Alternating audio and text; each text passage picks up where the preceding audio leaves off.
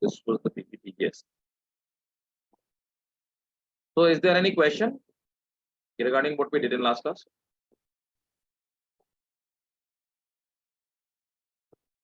Simple, but I don't think said that the question will be that much easy. So, but 30% questions are very easy kind of the question. They can be this kind of the question.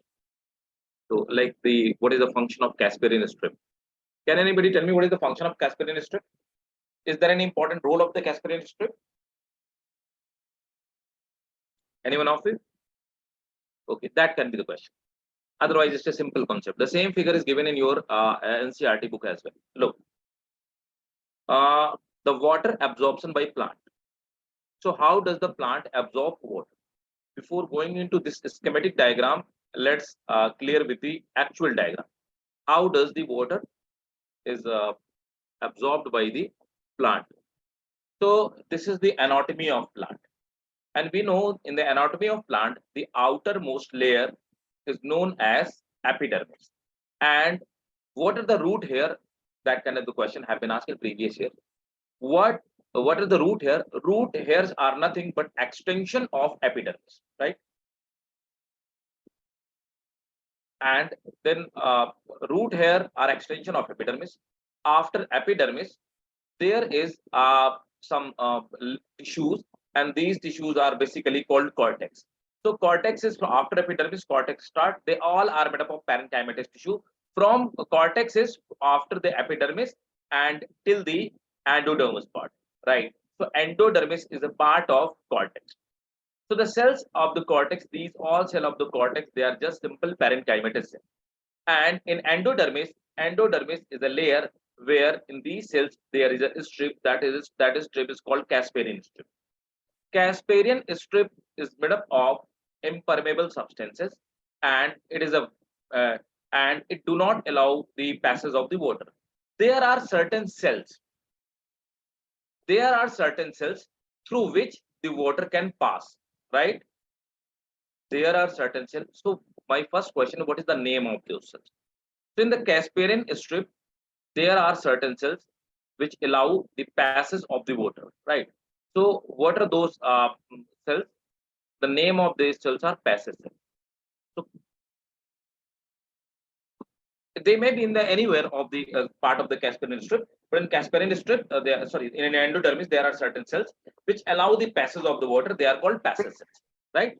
So passage cells are the only point from where the water can enter from the cortex to the inner part, means the core part, means the xylem or phloem vessels, xylem vessels, right? And entire there is a stele. Stele means that is the vascular cylinder, and vascular cylinder is made up of two things: xylem plus phloem. Xylem plus phloem. So this was something about the anatomy of the root part, right? Now the water enter in the root here, and there are two paths of the water which can it follow. The first part, that is the blue line, represent the first part, and that is called symplastic root. In symplastic root, the water passes through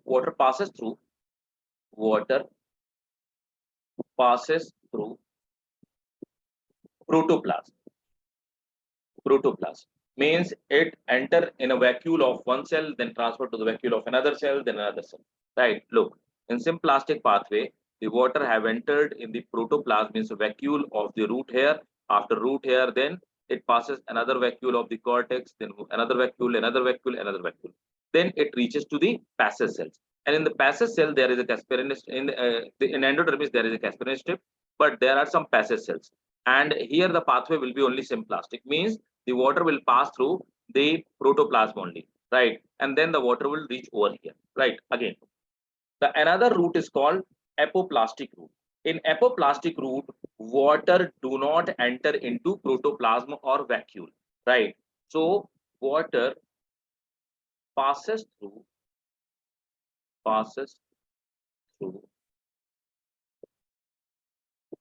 the space between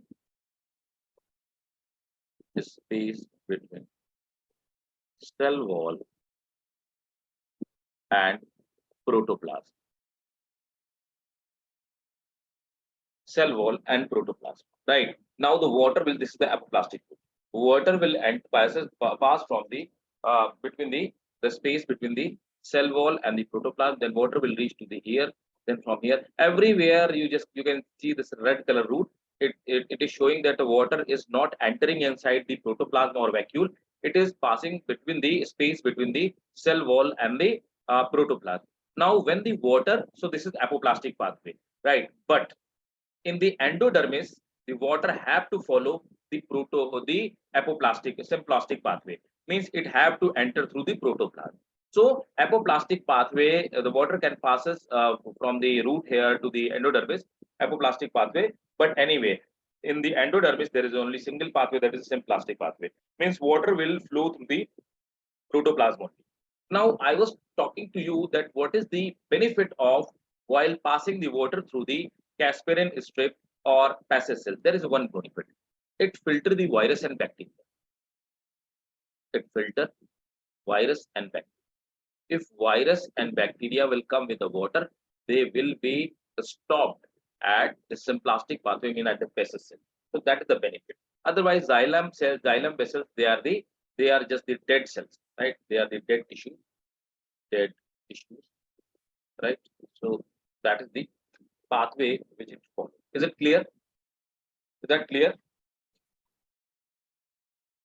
Is that clear? Yes, sir. Yes, sir. Very good. So that is the important thing which I told you, that how the water will pass. Now the passes that you have to remember. And now come over here. The same thing have been repeated over here, right? But this is the schematic diagram, right? In schematic diagram, look, you can see in schematic diagram, first part, apoplastic pathway. Look, the water is passing through the space between the cell wall and the plasma membrane. And then when it comes to the Casparian strip, water enter through the symplasm, right? Means to the protoplasm. That will reach to the pericycle and to the xylem. Same thing happens, right? So that was the apoplastic and symplastic pathway. Tell me, is it clear? Again. The another thing, what is the mycorrhiza? Look,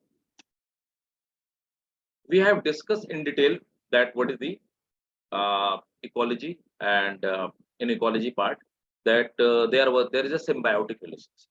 So can anybody tell me what is the symbiotic relationship? Oh.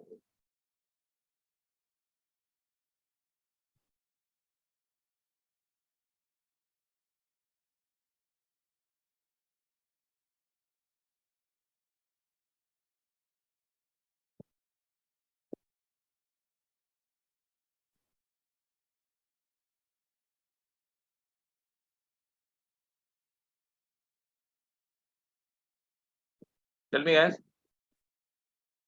Come on. Who were? Anna, tell me, you was there. Anna was there. And who else was there? Symbiotic relationship is such that it's beneficial for both the plants and Excellent. like species. Good, great. Symbiotic relationship. Right. Even Alia have told the right answers. So yes, Hannah, this is the starting of 11th class syllabus. I have started. Like Hannah have a query. So Hannah, I have started with the plant physiology part only, and this is the first chapter of the plant physiology. Means first chapter of the 11th class syllabus. And in the last class, previous class, I have covered half of the topic. Now we are going to cover the half of the topic. Then we have started the 11th class syllabus. Okay. So yes, Alia have told, and even Anna have told that the correct answer, that the symbiotic relationship where we both are helping each, right? Suppose that you and me, we both are helping each other, and we both are getting benefited, and no one is getting harmed. So we have this symbiotic relationship. So this relationship is called mutualism, symbiotic, or symbiosis, right? They all are the similar name. Okay, they all are the synonyms here basically. So look, what is the mycorrhiza? Mycorrhiza.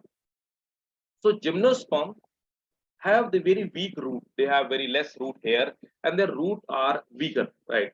They are not efficient to absorb the water and the mineral. That's why gymnosperms are not that much evolved like the angiosperms. So angiosperms are very evolved plant. Angiosperms are capable enough and they are very efficient in absorbing uh, water, right? But gymnosperms are not that much efficient. They are basically found in the mountainous region, and they are the older plant, and the most advanced plant are the monocot, right? And out of angiosperm, the dicot are less advanced and monocot are more advanced, right? So now come to the mycorrhiza. In gymnosperms like cycas, pinus, and all that, the root are less efficient. So around the root, a mantle or a network or a covering a network of a covering is made by fungi, right? So fungi have symbiotic relationship. Fungi is efficient in absorbing water. Fungi absorb water and provide absorb water and mineral and provide to the what gymnosperm. In return, gymnosperm provide it to food, right? And because the fungi are not capable enough to make the food because they are not the green, right? So fungi is getting food, and in return, fungi is giving water and the mineral. So both are helping each other, and this is found in the root of the pinus tree or gymnosperm, right? And there is a symbiotic relationship between the root of the gymnosperm and the fungi. So this symbiotic relationship is known as the mycorrhiza. Clear? Important. That's important question.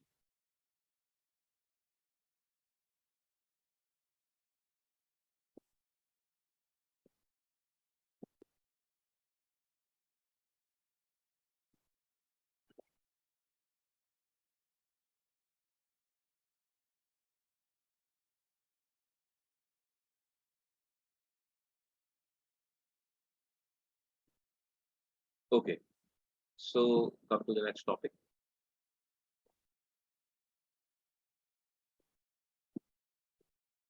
Root pressure. Okay. So look, what is the root pressure? Root pressure theory was given by the Priestley that you need to remember. You can get the factual question, that kind of question. Who given the root pressure theory? So root pressure theory was given by the Priestley. It is applicable for herbs, and this pressure can develop only 1 to 2 bar pressure. It is absent at drought and the water is scarcity, right? And this theory got failed, right? So what is the root pressure theory? First, now before starting it, let me remind you what I told you yesterday. Right? Where is that? When I was telling you the transport in the plant, come to the first slide. When I was telling you yesterday, when I started with this chapter, I told you one thing, that long distance transport, there are only two transports. The food is transported from the leaves to the root, and the water is transported from the root to the leaf, right? So look, xylem elements, which are main tissues for the transportation of the water, you all know. And xylem tissues are made up of four kind of the cells: tracheate, vessels, xylem parenchyma, and xylem fiber. Right? They all are the main. They all are the constituent of the xylem element. Now, how the water? Because a tree of the sequoia can be 112 meter long, right? So how the water can reach at that much distance, right? How it's possible? So there are many theories which explain the how the water can transport it from the root and it travel from such a distance, such a long distance. So the most explainable and the most successful theory was the transpiration pull. So transpiration pull theory is a theory which finally, and it is supported by a number of the scientists. It explains how the water can be transported from the root to the shoot in that much higher plant like sequoia and gymnosperm. Another theory, another concept, the leaves provide food to the root and the fruit, right? Now, this food is or organic material is transported from the leaves to the root. So, the tissue which transporting the food part, the name of that tissue is the phloem. Phloem is made up of four kind of the cell: tube cell, companion cell, parenchyma, phloem fiber, right? And So organic substance and the food, it is transported through the phloem, and the theory which explain how the transportation is taking place, that theory is called mass flow theory or cell and sink. So guys, we have to discuss two theory: transpiration pull theory and mass flow theory. Transpiration pull theory is explaining how the water is transported, and the this mass flow or the cell and sink theory is explaining how the food is transported, being transported. Right. Now we are going to study the how the uh, water is transported. So there are certain theory which have been given by the scientists. They are failed theory. They have not been accepted widely by the scientists. But these theory are still remarkable for us because we have to attempt the medical examination. So this theory can be asked that who given this theory. So first attempt was given done by the Priestley. Who's the Priestley, by the way? Anyone of you? Who's the Priestley? Come on, guys. Who is the Priestley?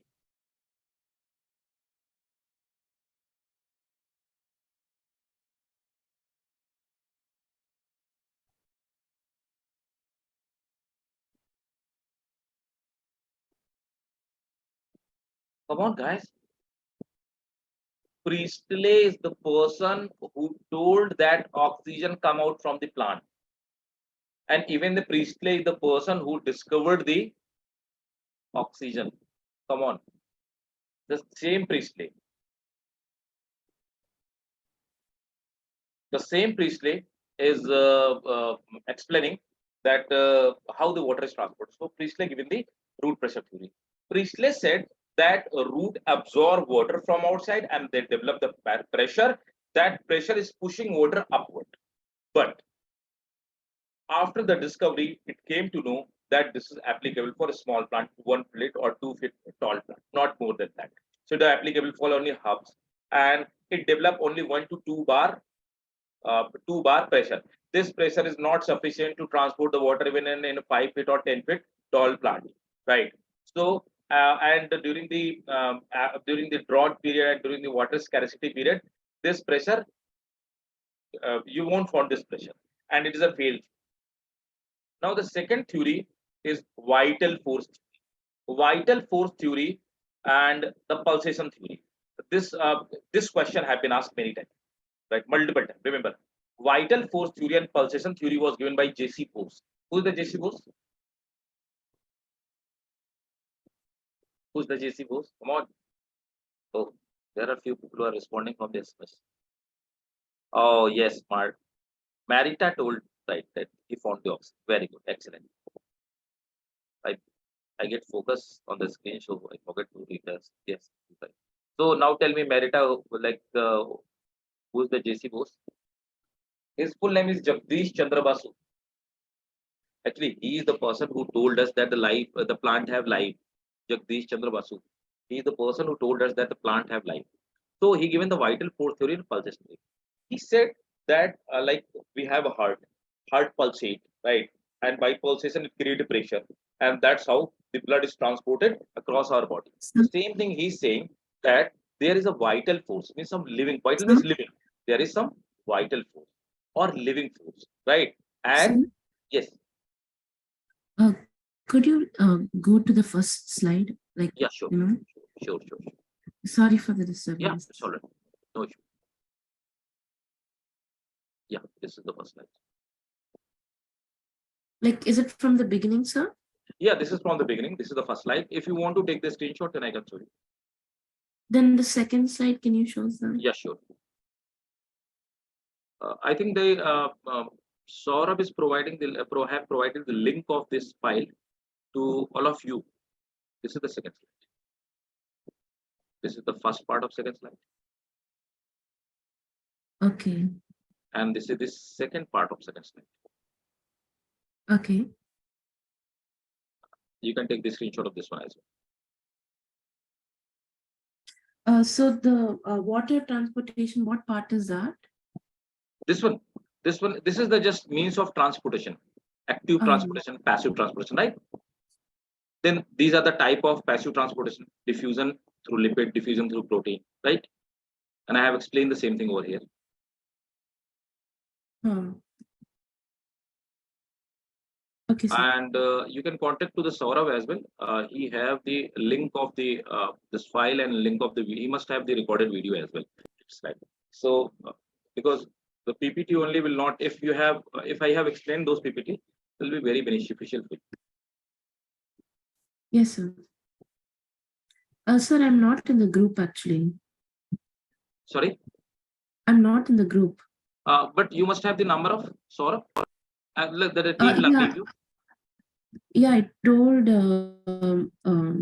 this one to put me in the group, I guess. Okay, you can take my number and you can text me. I'll give your number to our team. They will contact you, right? They'll give you the Yeah, link so of last this time I file. said. Last Okay, time I yeah, said. you have my number. Fine, fine. Yes, sir. So ping me, remind me after the class, right? So in previous class we covered this one as well. This one, Okay. osmosis part.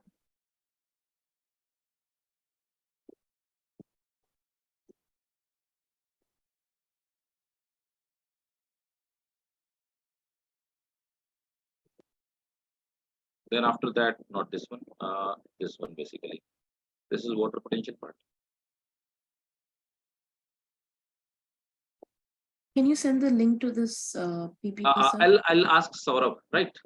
So Okay, sir. I'll ask Saurabh to send you the link, right? And what you have to do after the 4 hour, yes, after the 4 hour, you have to ping me, right? You have to remind me. Basically, uh, I may miss, right? So give a reminder to me. I'll ask Saurabh. He'll contact you, right? He'll provide you, right? Fine. So Yeah. now let's start with that part where we were root pressure, right? So vital force theory, it was given by the J.C. Bose, and J.C. Bose said that the cells have the vital force, means the living force, or the cells pulsate. They pulsate the white because of vital force. They pulsate like heart, and that's how the pressure is created, and the water travels from the root to the shoot, and that is also a field, right? Now there is also theory of capillarity. Theory of capillarity was given by the Bohm, Bohm, Bohm, and it is also failed theory. And he said that the xylem is like a pipe, like a capillary, and water itself travel from the root to the shoot, right? But it is also failed theory. So you are just what you have to remember: who given the vital force theory or pulsation theory, theory of capillarity, who given that, right, and who given the this one root pressure theory. Fine. So these three theories, they are the failed theory, but they could not explain how the water is transported. Now the real transportation picture come from here, right? Now the real theories which explain how the transportation of water takes place. So this is called transpiration pull, right? One more thing. The amount of the water which is absorbed by the plant do very hard work in absorbing water, right? So the amount of the water which is go through the transpiration, it gone waste, right? So it goes waste by the process of transpiration. So that 90% is transpirated, means it goes waste, and only 0.2% used in photosynthesis, and rest is used by the plant metabolic reactions. Rest plant metabolic reactions, right? So plant is like out of that 10%, 0.2% is used for photosynthesis. So if the water is that much important, if plant is doing that much hard work to absorb the water, why it is wasting 90% of its water? Transpiration is called necessary evil. Why? Why that much water? 90% of water is goes waste. Why? Sir, it gets evaporated. Actually, the amount of the water absorbed by any plant, the 90% of the water which is absorbed uh, goes waste through the transpiration process. Only 10% remains inside the plant. Out of that 10%, only 0.2% is utilized for the photosynthesis. The rest is used for the plant metabolic activity and plant structure formations. Right. So what I am saying that if the water is that much important, why plant is wasting 90% water? And another way I can ask you a question, that why the plant transpiration is called necessary evil. So because only if transpiration happens, there will be a suction pull which will pull the water from the roots to the leaves. Okay. So why don't plant conserve this water? Why it is wasting this 90% water? We explained the right thing, that how the water is transported, but why the plant is wasting? Look, if plant will not waste this water, plant will die. If you want to see experiment, if you have a plant, just paste a glycerine or paste that Vaseline on the surface of plant leaf. They all will die. Spray oil on the plant, they will die. Why? Because the oil and the Vaseline, they will stop the transpiration. Plant maintain their body temperature by the process of transpiration. If they will not lost this 90% water, their body temperature will increase and they will die. Right? That's why transpiration is called necessary evil. It is evil because plant is wasting 90% water, but it is necessary because it have to maintain the body temperature. How do we maintain the body temperature? When we feel the heat, what happened? Sweating start, and after sweating, when we switch on the fan, transpiration start, and then we feel cool, right? So even we have that same mechanism, like transpiration kind of the mechanism to control our body temperature. In the same way, plant is also controlling their body temperature. To control their body temperature, plant transpire, right? So that is the relevance of transpiration, and that's why it is called necessary, right? Hope it should be clear to all of you. Then stomatal transpiration. So I have a question. Stomata are found more on upper surface, more on lower surface, equal on the both of the surface, none of above. More on the leaves? lower surface in Sorry? dicots. Stomata is more in the lower surface of leaf in dicots and equal on both surface for monocots. Excellent. But if this is a question which have been asked, so which one you will take? More on upper, more on lower, equal at both surface, none of above.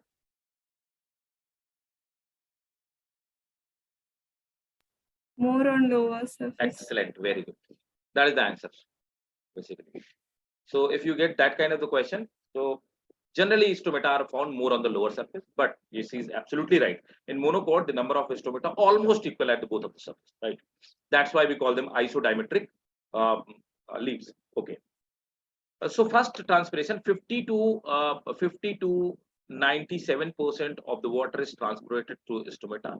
Then cuticular transpiration, right? So there is a surface of cuticle surface on the leaves and epidermal cell. So 3 to 10% of the total transpiration is cuticular transpiration. It transported through the cuticle, and the cuticular transpiration goes on day and night, and normally stomatal transpiration goes on at the daytime, right?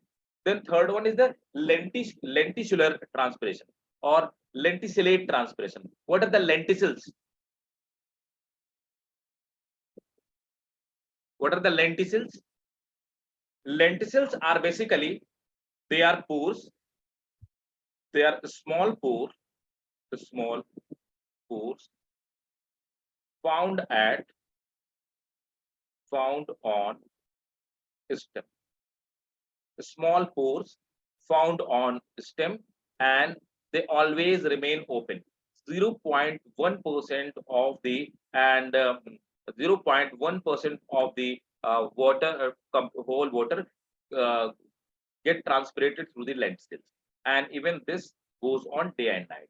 So how many type of the transpiration? First stomatal transpiration, second cuticular transpiration, third lenticular transpiration, and the fourth one is the bark transpiration. Bark transpiration, that is corky covering of the stem, and it is the water transpirated through the bark of the stem, thick bark of the stem, and it goes on day and night, right? Note, number of stomata is 1000 to 60,000 centimeter per square, or 10 to 600 millimeter square. Guys, you'll be surprised, this question have been asked multiple times. Note down the number of stomata per centimeter square or per millimeter square. Both can be the answer, right? Remember that. Don't take it lightly. That's why I have given note over here, right? So multiple times this question I have been asked, right? Even you can get the question like, in a 10 centimeter square area of the leaf, how many stomata are there, right? You have to multiply by the 10. That will become 10,000 to 6 lakh, right? So be a logical and be smart when you get these kind of the easy questions.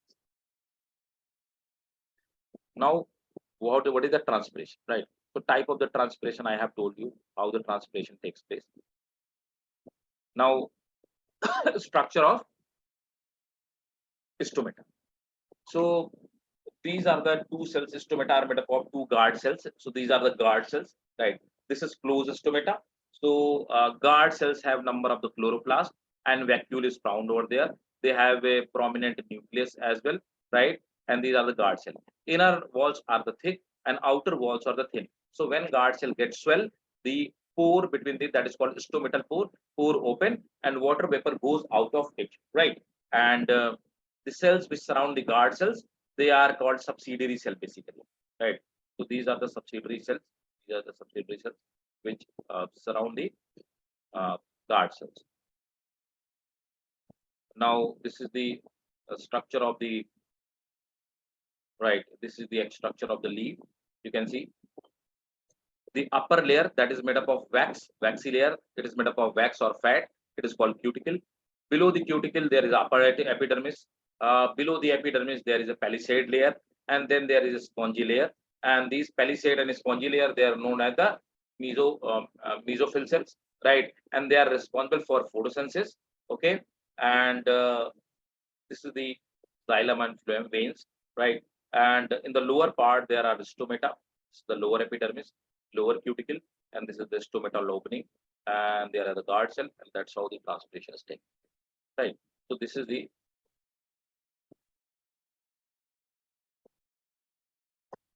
just transpiration part.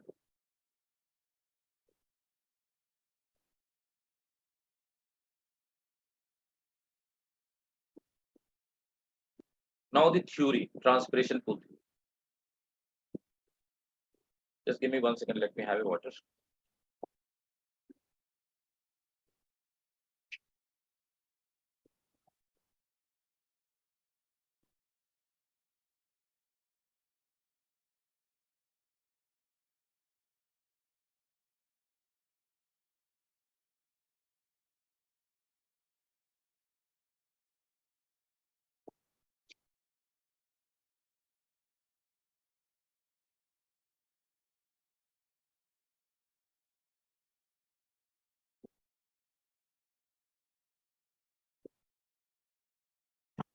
Okay, transpiration pull theory or cohesion tension theory, right?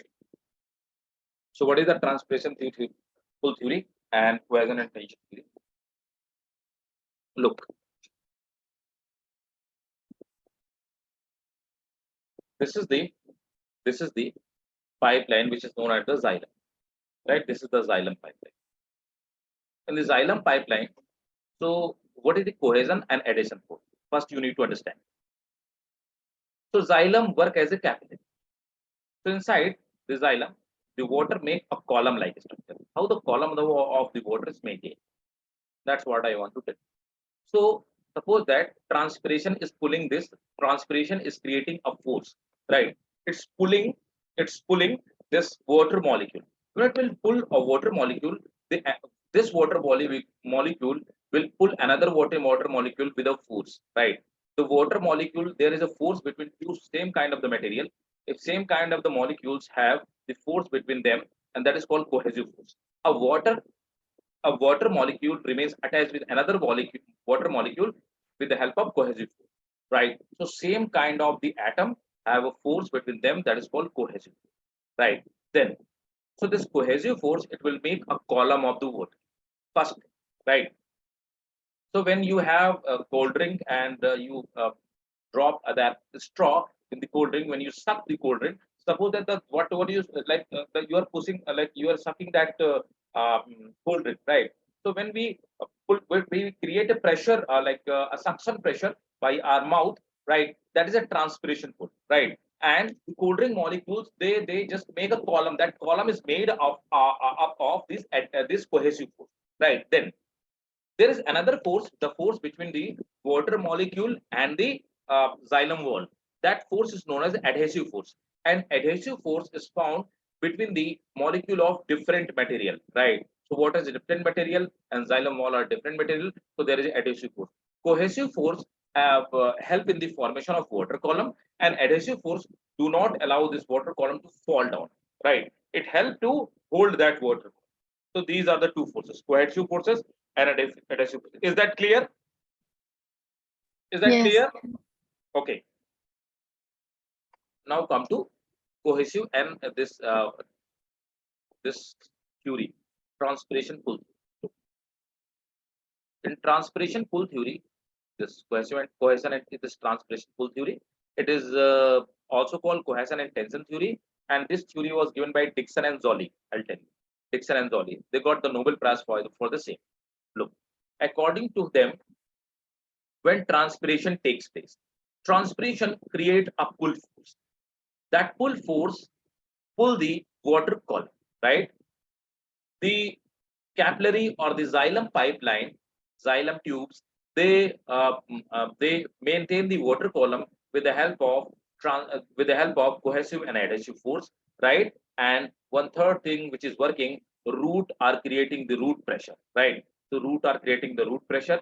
They are pushing the water. First thing, root pressure. Second thing, the xylem maintain the maintain the cohesion and tension, right? They maintain the water column with the help of cohesion and tension, and transpiration is pulling the water column. That is called transpiration activity. These three things are responsible for the transport of water in higher. This theory was given by Dixon and Joly in 1894. Dixon's theory of the ascent of the sap. Dixon, the theory which is given by the Dixon. So Dixon and Joly collectively given this theory and the cohesion tension theory. Actually, the Dixon have a theory that is called ascent of sap. Cohesion and adhesion or surface tension that keep water in its place. First thing, water column bear a tensile strength of 100 atmospheric, which is sufficient enough pressure to take the plant in the highest take the water in the highest plant of the world, right? So water column bear tensile strength of the 100 atmospheric pressure. 1 atmospheric pressure is equal to 10-meter pull water. So 1 atmospheric pressure is sufficient enough to pull water up to 10-meter higher plant, right? 10 to 20 atmospheric pressure pull the uh, uh, water to a plant which is 130-meter higher, and here the pressure is 100 atmospheric pressure. And the scientists have proved that this theory is correct, and it explains how the water is transported from the root to the shoot in the highest plant, and the highest plant is the Sequoia sempervirens. It is 111 or 112 meter, 112-meter long.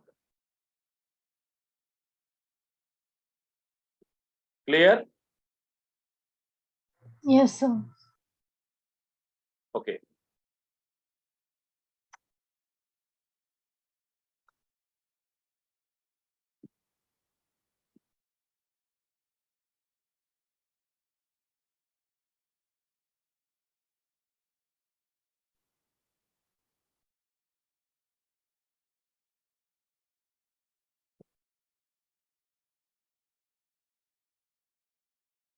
Transpiration, photosynthesis as a compromise, right?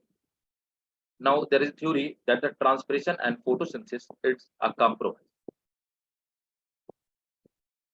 Transpiration pull, photosynthesis, transpiration of mineral, right? So photosynthesis requires the water, right? And during the photosynthesis, transpiration takes place, right? So transpiration help the photosynthesis in providing the water, right? In return, transpiration is taking place due to the photosynthesis because stomata are opening because of the photosynthesis, right? So transpiration pull is created by the photosynthesis. Sorry, transpiration, yes, transpiration pull is created by the photosynthesis. Transport of the mineral, which is required by the plant, also takes place by the process of transpiration pull, right? Transpiration maintain the plant body temperature 10 to 15 degrees centigrade, and they maintain the shape and structure of the cell, right? That is also the benefit of transpiration. Uptake of mineral ion, that is very important. Come on, guys. I want your 100% focus over here, right? Uptake of mineral ion. How the water minerals are taken, right? Anyone of you can tell me? I explained yesterday. I have explained you on yesterday. What is the process of?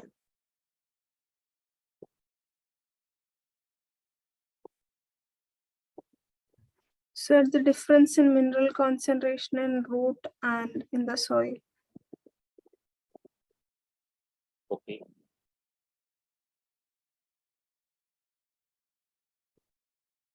Does plant have to spend energy or not?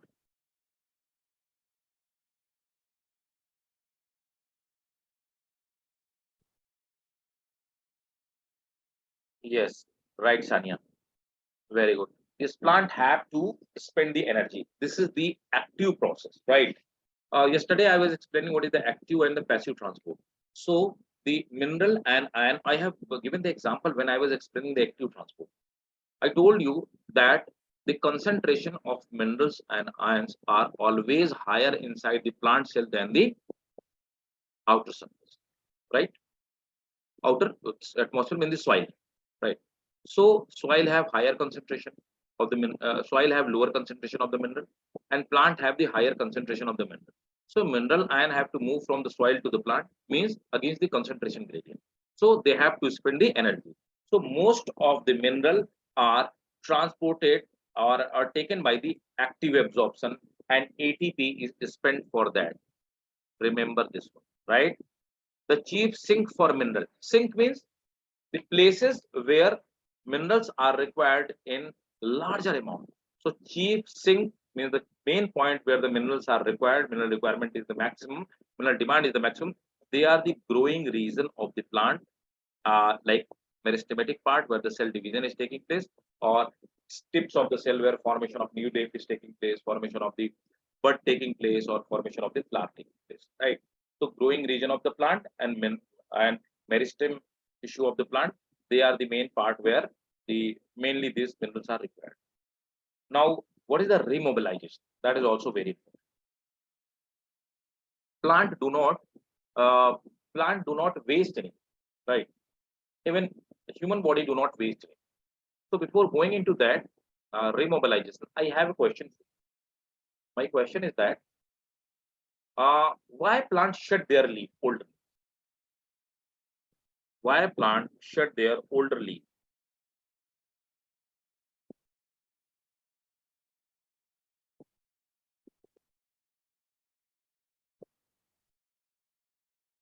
Why plant shed their older leaves?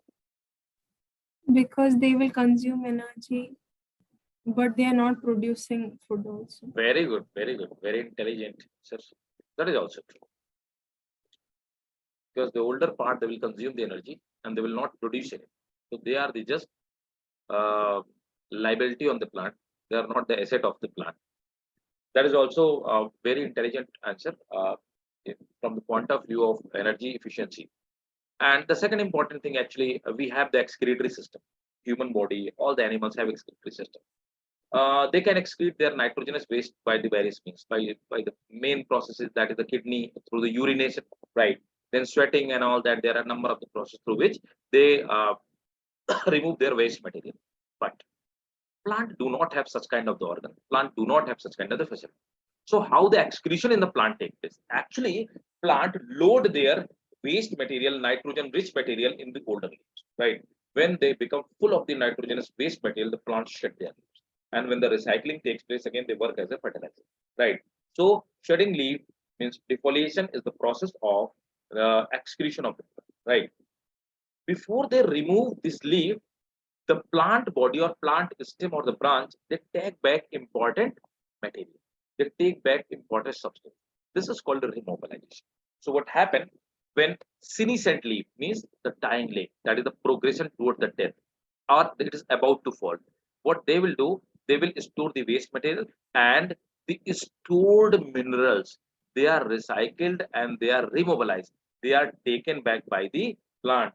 What are those remobilizing material? Please remember and put it in your mind. This is the question. This is very important question, and you will get stuck in this question, right? The multiple time a question have been asked: which of the following cannot be remobilized in the plant? go through with the previous year question, you will find this is the most frequently asked question. So which are the material which are remobilized? Means those material, what are those material which will be taken back by the stem or the branch from the dying leaf? This is the phosphorus, sulfur, nitrogen, and potassium, right? So these are the minerals which are taken back by the plant before leaf fall. And what is dumped in these leaves? Because nitrogenous waste material, poisonous nitrogenous material. Those material, that's why the leaf died, because of loading of those waste material. The question which I was asking you, which is which of the following cannot be remobilized? Most of the time, 90% of the time, the cancer will be calcium. Calcium is not remobilized, right? Because it is the component of the structure of the plant. That's why remobilization of calcium do not take place. And the rest, these four are the remobilizing material, right? So this was the remobilization, uptake of the mineral and remobilization of the mineral. Is that clear or not? Please tell me. It is very important. That is for sure. Yes, sir. Great. Okay. And what about this one? That ascent of the sap theory? That theory? Clear to all of you? Yes, sir. Very good. Last but not the least, this is also very important, equally important, right? So this is the phloem transport, but it's easy. What is the question here? I'll tell you what can be the question here, or what will be the question over here, right? So phloem transport or source or sink theory. So basically the transport in phloem is also known as the source and sink. What is the source? Source is that part where the production of the food is taking place, right? What is the sink? Sink are those parts where the food is required or it is stored or it is dumped, right? For example, green leaves and green stems are the source. What is the sink?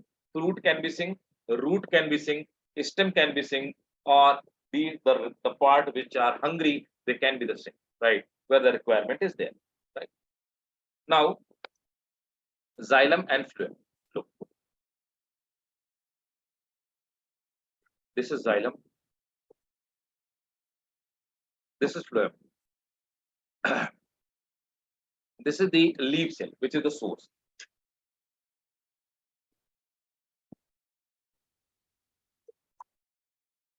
Look, this is the source, which is the leaf cell. Now, I want your 100% focus over here. In the source or the leaf, photosynthesis takes place. Formation of glucose takes place. Glucose is a monosaccharide. Glucose is not transported in the plant. My first question, that can be a question, right? So, which component of the sugar is transported?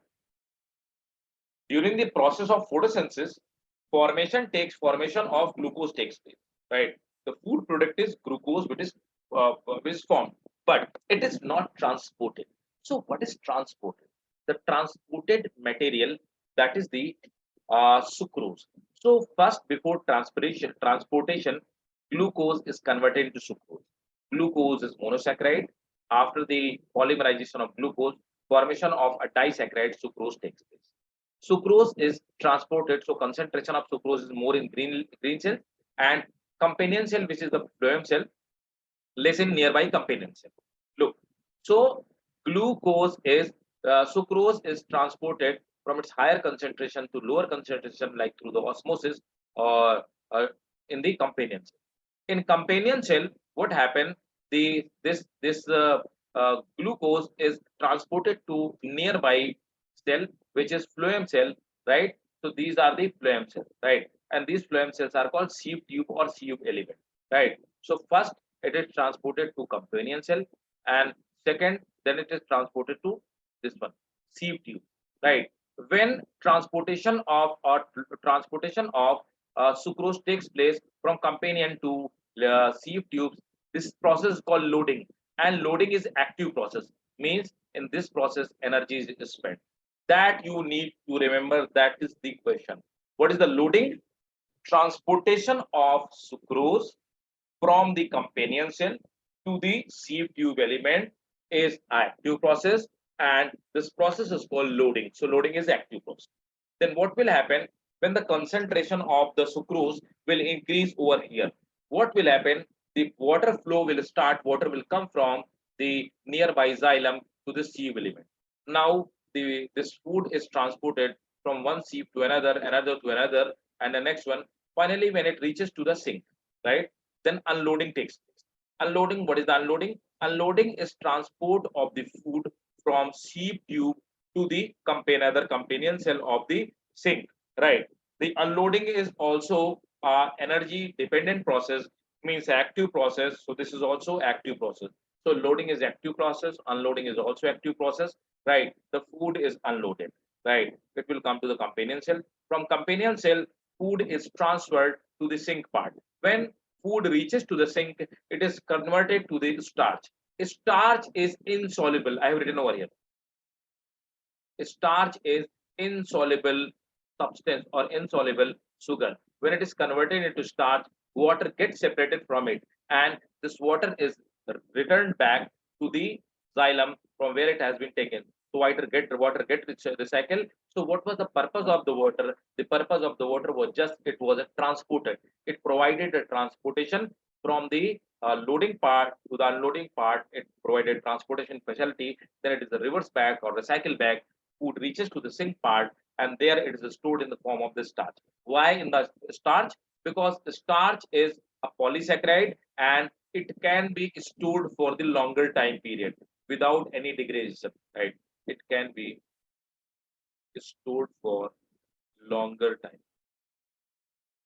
You can store a grain for 2 year, 3 year, or 4 year, but you cannot store the glucose more than 4 or 5 months, right?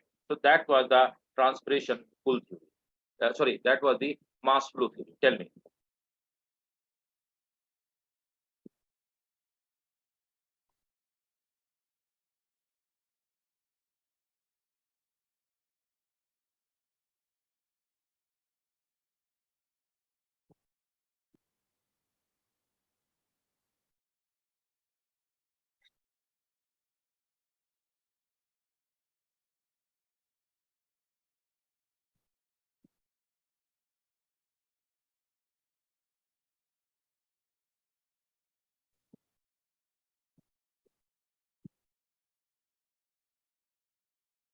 Clear to all of you? Yes, sir. This is all about this chapter, transpiration. Go through. I am just giving you 2 minutes. Go through with your NCRT, this chapter, NCRT chapter, and let me know and ask if you have any question. Then I will move to the next chapter.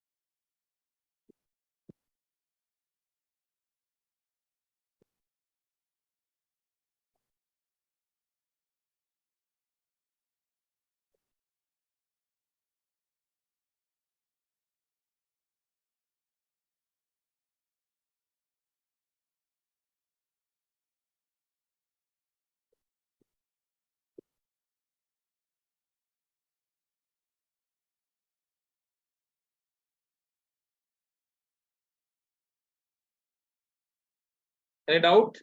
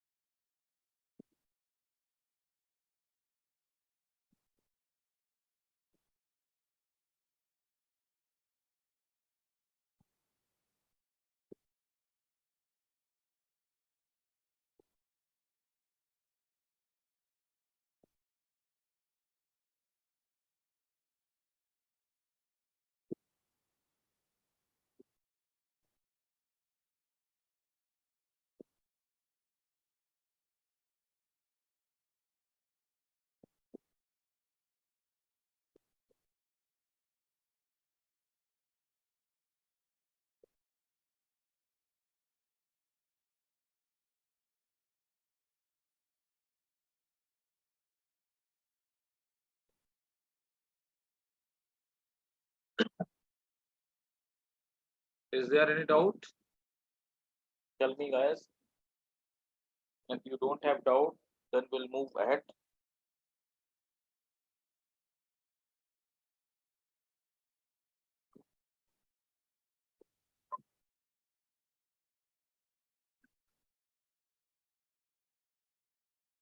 No doubt. Should we start with the next chapter?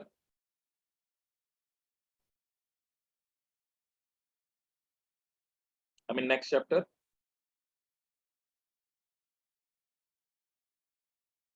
Either anyone is, either you are saying no rest.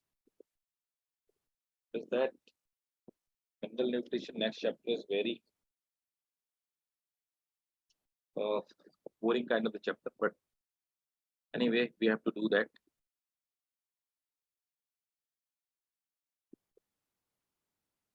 Why I'm saying boring? Because here you have to understand less and you have to cram more, right?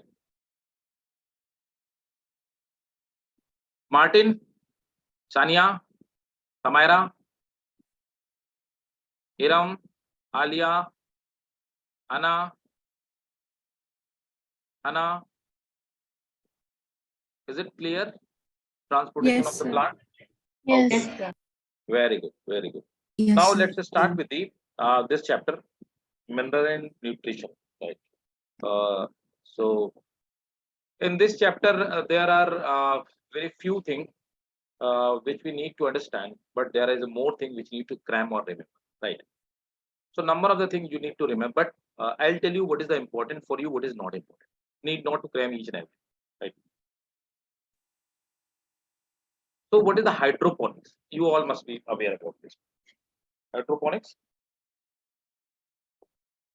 So hydroponics is a process where we do not grow the plant in soil. We grow the plant in water, right? That is not actually water, that is a liquid. We supply all the mineral, nutrient, and the water which is required for the plant. So that is a soil-less culture, right? When we grow the plant without the soil, that is called Sir, yes. what chapter is this, sir? This is the next chapter. That is a mineral and nutrient. Chapter number. Let me tell you. I have been studying. You mean 12? In yes, 11th class. In 11th class, plant physiology. The first chapter was transport in the plant, which we did. We are doing the plant physiology part, right? So this was the 11th class chapter. That was the 11th chapter of the 11th class, transport in the plant. Now we are starting the 12th chapter of 11th class. That is the mineral nutrition, right? Okay, sir. Thank you. Okay, welcome. So in mineral nutrition, the first thing is what is the hydroponic. So hydroponic is soil less culture. Soil less culture of plant. That is called hydroponic. Here we regulate the pH of the water. We control the soil-borne pathogen, right? Virus. We control the virus. We control the bacteria and all that. And then here this is called soil-less culture. Here we provide all nutrient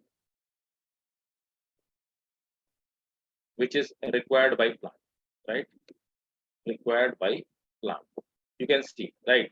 So this is a lab where the hydroponic, where we are growing the, and we are providing. Yes, there are nowadays there is a facility. You can grow these plant within a container, right? And the number of the labs are there. I have seen that practically those labs where you do not require any kind of soil and all that. They do not provide the natural light of the sunlight. They just provide the artificial light to the plant, and plants are growing, right? So this kind of the practice called hydroponic. So hydroponic is beneficial for those countries which are basically desertic countries, where the soil is not capable of producing the plant or not fit for the agriculture, right? So there is what are the essential elements, right? Which elements are known as the essential elements? So there is a criteria of essentiality, right? So what is the criteria for essentiality? which element are essential elements. So there are certain criteria. Even this can be questioned that which of the following is criteria for the essentiality of plant, or which of the following is not the criteria. You can get to that kind of a question. So which element can be called out of these elements, the number of the elements which are present in periodic table, which of them are essential elements, right? First, those elements which are responsible for the growth of the plant, they are directly involved in the metabolism of the plant, right? They are unable to complete the life cycle, right? The plant without them, if those elements are not given, plant will not be able to complete its life cycle. It will die in the mid, right? So without them, plant is unable to complete their life cycle.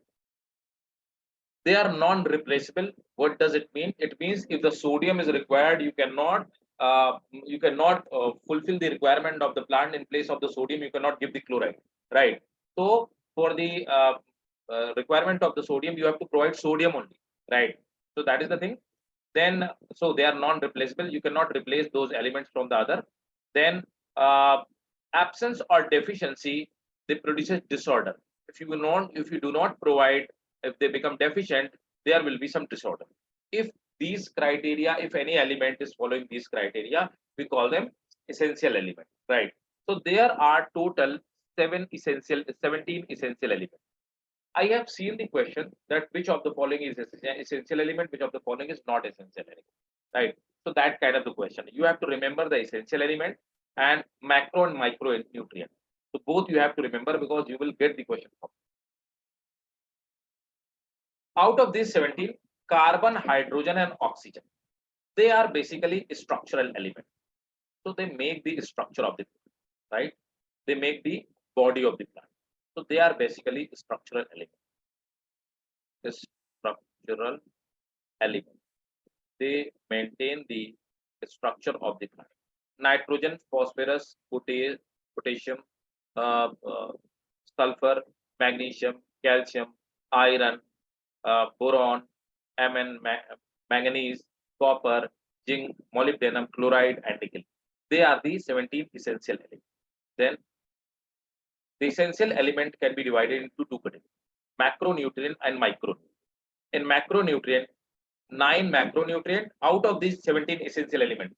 There are 9 macronutrient and rest of the micronutrient, right? So what is important that their concentration in the plant structure should be, or in the plant cell should be 1 to 10 milligram per gram of the dry weight. Sir? Yes. Can you scroll up to the first line for 1 minute, sir? Yes, sure. This one? No, the picture one. Okay, yeah, thank you, sir. So out of these 17, there are 9 macronutrients which requiring the larger amount, right? So what is the macronutrient? If any element is present 1 milligram to 10 milligram per gram dry weight of the plant, this is called macronutrient. But there is a note. This is a question for your medical examination because this is the exception. Iron concentration is less than 1 milligram, but this is the macronutrient. Why? Because its a requirement, its content is come, but it is following the rest of all criteria. That is, so if you get the question, what is the iron? Iron is not micro, it is macronutrient, but if this is present more than 1 milligram per gram dry weight. Okay. Out of these 9, CHO, I told you they are the structure. NPK, that is the fertilizer which we provide, NPK, and then sulfur, magnesium, and calcium, right? Synthesis of, they are responsible for synthesis of organic molecule, right? So they are called macronutrient. And micronutrient, they are present 1 milligram per gram dry weight or less than this one, right? They may be iron, zinc,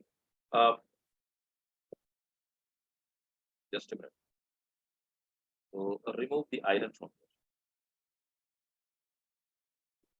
They are zinc, manganese, boron, copper, molybdenum, chloride, and nickel.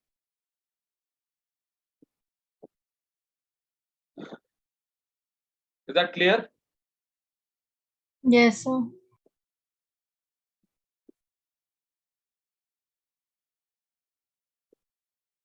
So remember the essential element, macro element, micro element, criteria of essentiality. Now, what is important?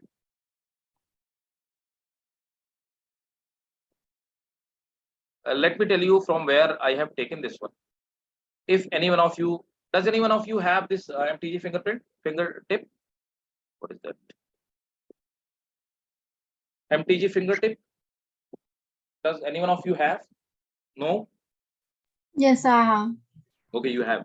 This is the actually, if I'm not wrong, yes, I'm not wrong. This is the scan of that page only. And whatever I have underlined, if you have the MTG, then underline these things, right? And I think page number is there. No, page number is there. In mineral nutrition part. So this is from that source I have taken. This is sufficient. Why I have taken? Because this is sufficient for the your medical examination, right? But believe on me, this is not easy to cram. But still, what I am telling for you, for the medical exam, for the medical student in the regular classes, I tell that you have to remember all the list, right? As you are in the crash course and you have a limited time, so I won't say you to remember all the things, but let me tell you, whatever I say, that underline those people. And for those who do not have MTG, what they can do, they can just write it down what I am asking to them, asking them to write down, right? Carbon, hydrogen, oxygen. They make the structural framework of the plant.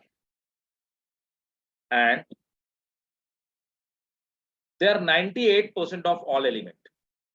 And rest 2%, rest all elements are there, right?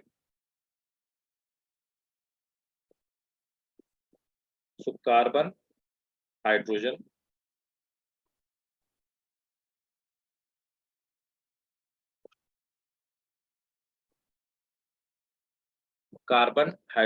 and oxygen. They are 90% of all essential elements. They make the structural framework and they are called building block of the plant body. That is the question. Come to the second element, nitrogen, very important. Nitrogen is a component, amino acid, we all know, protein, we all know, nucleic acid, we know, vitamins, hormone, coenzyme, and chlorophyll. That's why it is very, very, very important. After the structural framework, this is the most important essential element because you know all the important components are the compound of the nitrogen, right? They called chlorosis and in older leaves. And the important is premature leaf fall, right? Chlorosis will take place and premature means before the maturity leaf will fall down, right? So this takes place due to deficiency of the nitrogen, right? Then phosphorus. Phosphorus, so NPK is important. All the fertilizer are the combination of NPK, just NPK, right? Then phosphorus. Component of nucleic acid, ATP, NAD, NADP means energy molecule, right? If in the deficiency of nitrogen, there will be poor growth, especially in root, the plant will become dull green and again premature leaf fall. Then potassium, it activates about 40 enzymes. So this is very, very important. It is important for activation of the enzyme, right? It is responsible for opening and closing of stomata. Potassium. What will happen? Deficiency will cause yellow shriveled leaf margin, like the leaf will be shriveled from the margin, so leaf will look like that this way. I made the diagram. So leaf will look like this way, right? This way, shriveled leaf. The leaf will shrivel. Then chlorosis in older leaf.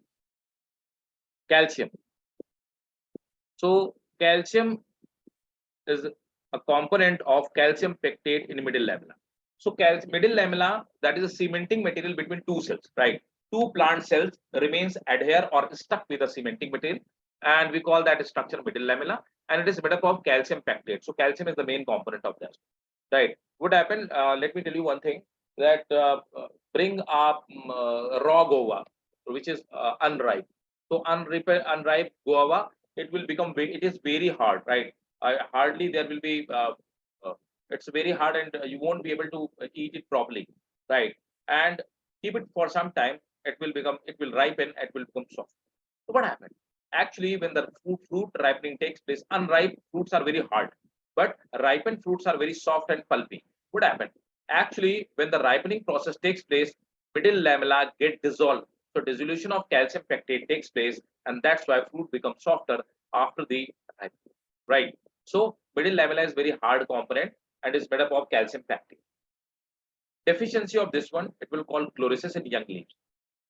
Look, before this NPK, the chlorosis was taking place in where? Older leaves. Here the chlorosis is taking place in young leaves, right? Degeneration of meristems, right? Means the growing part will die. Necrosis means cell death will take place. And curling of leaves will become curled, right? That is the deficiency of the calcium. Magnesium is component of chlorophyll. It is binding component of the ribosomes. Means during the protein synthesis, they bind the ribosome, smaller and larger subunit. This is important. This question I've been asked. Purple anthocyanin pigmentation on the older leaf. Older leaf will have purple color of the spots, right? Sulfur. Again, it is a constituent of protein, coenzymes, and vitamin. The important thing is that I have double tick. It increases the nodule formation in legume. In legume plant, nodule formation takes place because of sulfur. Chlorosis like nitrogen deficiency. It is similar like nitrogen deficiency, right? Less juice content in the citrus fruits and reduce legume formation. This question has been asked. I'm making the start. Less juice. So if there is a deficiency of the sulfur, the citrus fruit like orange, like lemon, they will have less juice content in that. Iron deficiency. This is also responsible for synthesis of chloroplast and protein. Chlorophyll and carotenoid synthesis. Again, chlorosis in young leaves. They may be localized in single leaf or branch due to limited mobility. So very less mobile element is this. That's why the deficiency cannot be seen in a whole plant. It can be seen in a particular part.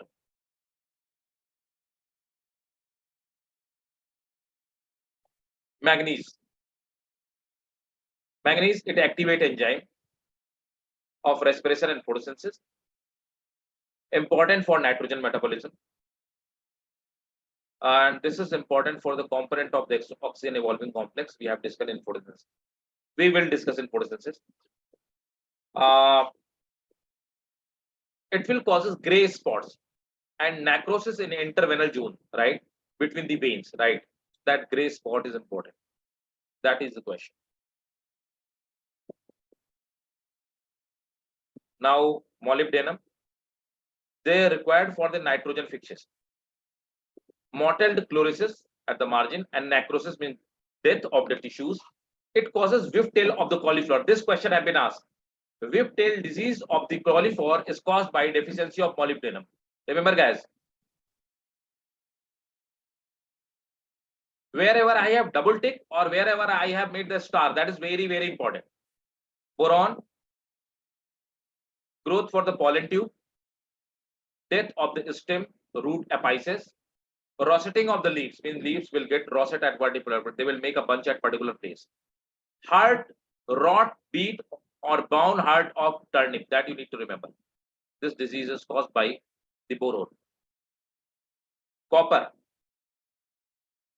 it causes the dieback of shoot. This is the name of disease. Skin splitting or exophthalma of citrus. It's their skin will split, right? Zinc, component of indolestic acid, IAA. It causes whip tip of maize, Khera disease of rice, sickle leaf of the coca, right? The name, remember the name of the disease. Chlorine, oxygen evolving complex. It's important component of oxygen evolving complex. Bronze color of the leaves, important, very important. This question I've been asked. Nickel, leaf tip necrosis means the growing part of the leaf will die. That is. So what you have to remember all those points where I have either make double tick or I have make a star. Rest of the part you have to leave, right? At least remember those part where I have made a star. They are the question, they are the older question, or in some way they have been asked in medical previous year medical questions, right? Medical examinations. Any doubt in this 2 pages? No doubt, but any query in these 2 pages? Because I know to remember this one is a painstaking work.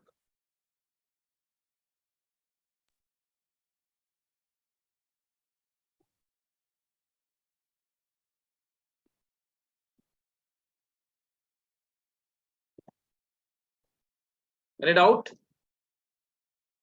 Samaira? Anna? Iram? No, sir. Toxicity of the minerals.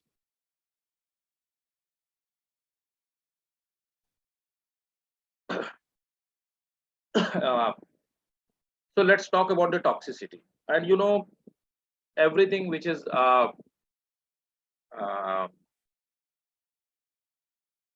everything in excess is toxic for anything, right?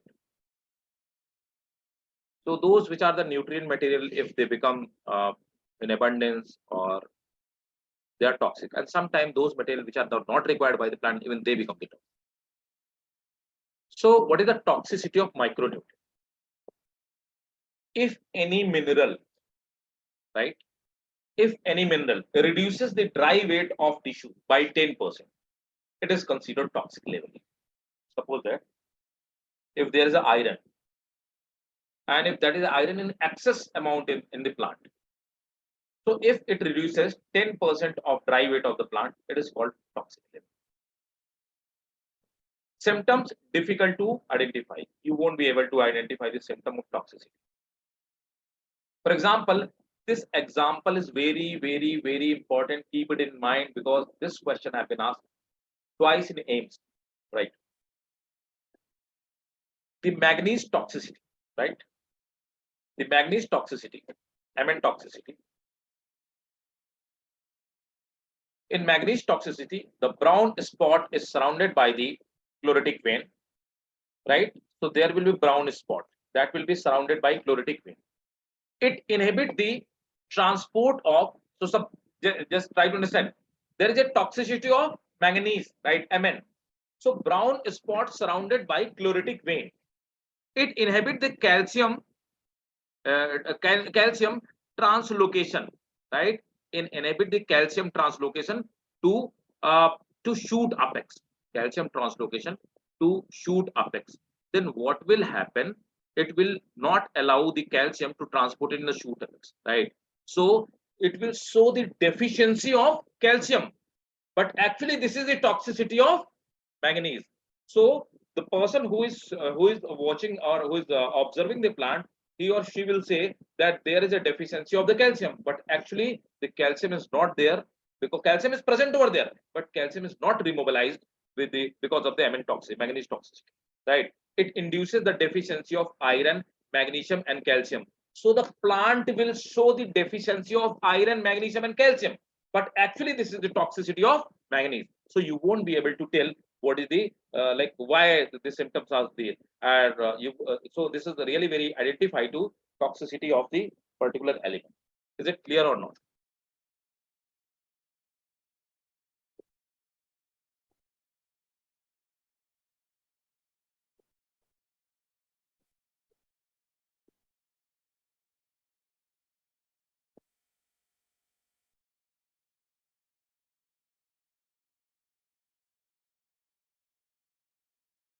Is that clear?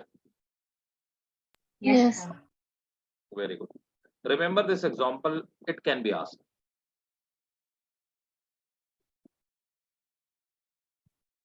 This is simple nitrogen cycle. It is not that much important. It's okay, but you can go through with that. That nitrogen is absorbed by the plant root, by nitrogen absorbs, because plant require nitrogen. Then plant made the protein and all amino acid. It is taken by the animal. Animal die and their waste material die, right?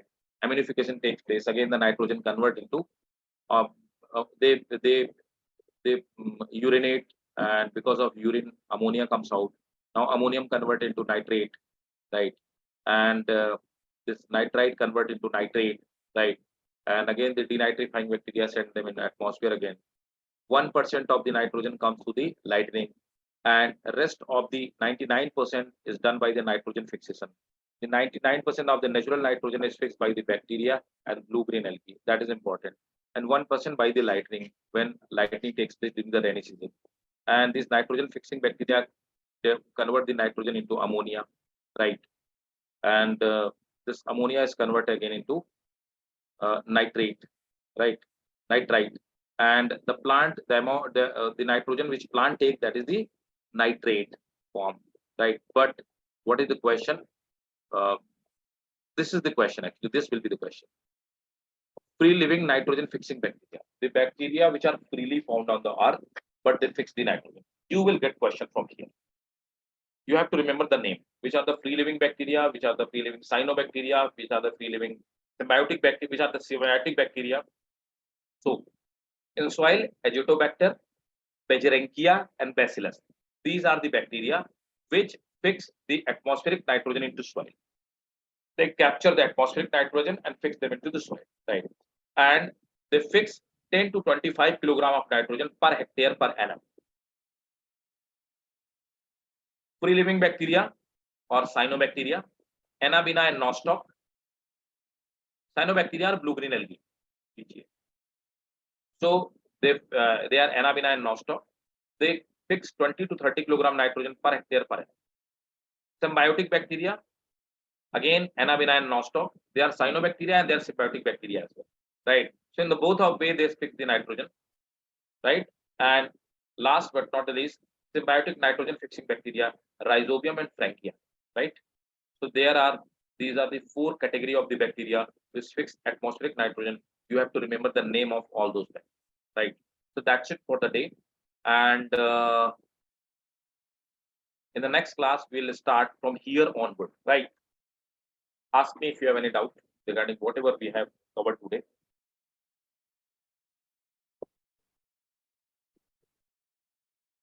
So